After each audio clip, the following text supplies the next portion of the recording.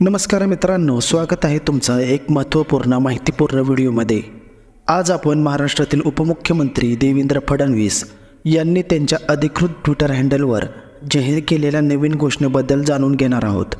या घोषणेनुसार संजय गांधी निराधार योजना आणि वृद्ध पेन्शनधारकांना महिन्याला 2100 रुपये म्हणजेच वर्षाला एकूण 25,200 रुपये पेन्शन दिली जाणार आहे। चला या घोषणेविषयी सविस्तर माहिती घेऊयात। तसेच जर तुम्ही आमच्या चॅनलवर पहिल्यांदाच आला असाल तर कृपया चॅनल सबस्क्राइब करा आणि व्हिडिओला लाईक करा।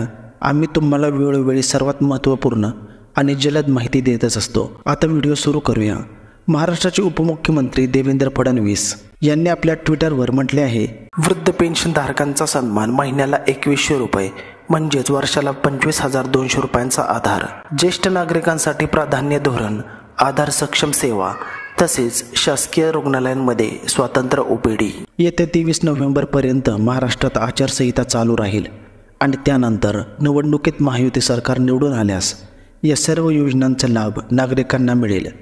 तर मित्रांनो, या योजनेबद्दल तुमचे मत काय आहे आम्हाला कमेंट बॉक्समध्ये नक्की सांगा। व्हिडिओ आवडल्यास लाईक करा आणि चॅनलला सबस्क्राईब करा।